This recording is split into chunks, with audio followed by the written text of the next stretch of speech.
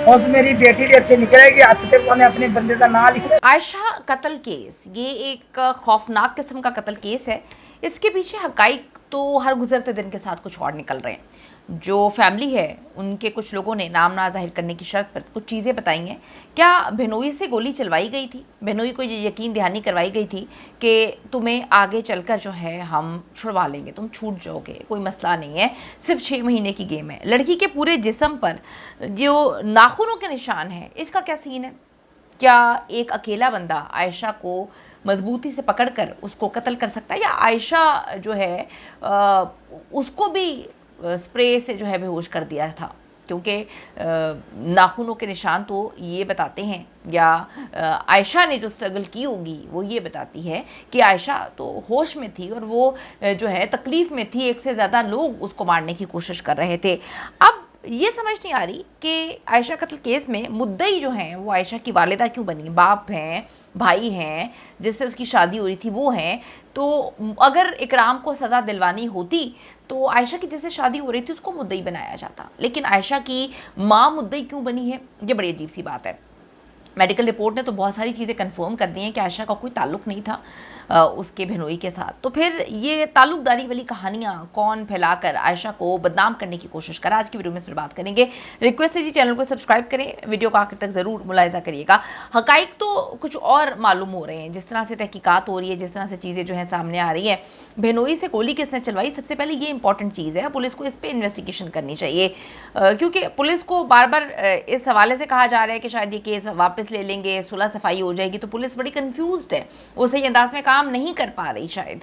लड़की के पूरे जिस्म पर नाखूनों के निशान है, दबोचने के निशान है, उसको जो है ऐसा लग रहा था कि मुख्तलिफ जगहों से पकड़ा गया था। तो अब एक बंदा तो नहीं पकड़ सकता ना कि एक बंदा पकड़े और एक बंदा ये सब कुछ करे। तो उस छोटे से कमरे में, 3 मरले के उस छोटे से कमरे में इतने लोग जाकर मौजूद थे आयशा को जो है कत्ल करने के लिए, तो किसी को पता नहीं चला। ये बड़ी अजीब सी बात है, एक अकेला बंदा तो कत्ल नहीं कर सकता। अगर बहनों को बेहोशी का स्प्रे जो है किया गया था, तो क्या आयशा को भी बेहोश करने के लिए स्प्रे कर दिया गया था?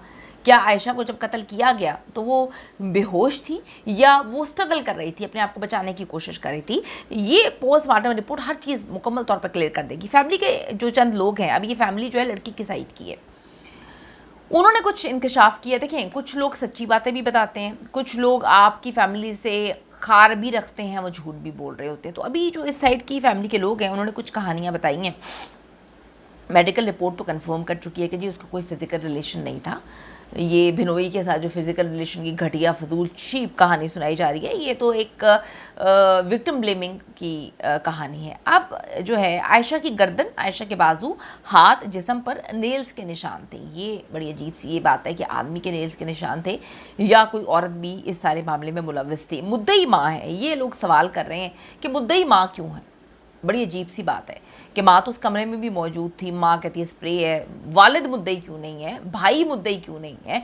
और अगर ये सच में इकराम को सज़ा दिलवाना चाहते हैं, अगर ये सच में चाहते हैं कि इकराम को फांसी मिले जिसकी वजह से उनकी बेटी आज इस दुनिया में नहीं है, तो आयशा की जिससे शादी हो रही थी, उसका कज़न, 8 साल की मोहब्बत, उसको मुद्दई बनाया जाता। क्योंकि ये तो ये कहानी सुना सकते थे कि भाई मुद्दई तुम बनो, क्योंकि हमारी तो 2 मजीद बेटियां उस घर में मौजूद हैं, इकराम के घर में, तो कहीं हम पे प्रेशर ना डाल दें। तो तुम पे तो कोई प्रेशर भी नहीं डालेंगे, तुम्हारी तो मोहब्बत गई है। लेकिन ये बड़ी अजीब सी स्टोरी है कि मुद्दई जो है वो आयशा की वालिदा बन जाती हैं। ये लोग अब इस पर सवाल उठा रहे हैं और सवाल तो बनते नहीं है। कहा जाता है, अभी मैं आपको बता रही हूँ, लड़के की साइड की फैमिली जो है वो स्टोरी सुना रही है कि ख़ानदान में अलैदगी थी, बड़े टाइम बाद आयशा की शादी हो रही थी इस ख़ानदान में, तो वालदा के ख़ानदान में कुछ मसले मसाइल थे, तो बड़े टाइम बाद ये ख़ानदान आपस में मिलने जा रहा था। अब सवाल यहाँ पर ये उठाया जा रहा है लोगों की जानिब से कि क्या बहनोई को इस्तेमाल किया गया? अगर इस्तेमाल किया गया तो किसकी जानिब से इस्तेमाल किया गया? क्या उसके पता है? बहुत अच्छे से बता दिया गया है कि जो भी तुम पे इल्ज़ाम लगाते हैं तुम चुप करके जो है वो हाँ हाँ बोलते जाओ, क्योंकि आगे चल के जो है 6 महीने बाद हमने ये केस तो ख़त्म कर देना है, छूट जाओगे। अब अगर तो इकराम को फांसी होती है, अगर मुद्दई किसी और को बनाया जाता तो ये बात समझ आती थी। अगर इकराम को आगे चल के फांसी होती है, ये केस चलता है, तो ये कंफर्म हो जाएगा कि भाई आयशा के कत्ल में इकराम ही शामिल था और जो है फैमिली चाहती है कि इंसाफ मिले। अगर ये कुछ महीनों बाद केस ख़त्म हो जाता है तो ये भी कंफर्मेशन हो जाएगी कि फैमिली के अंदर से भी लोग मौजूद थे।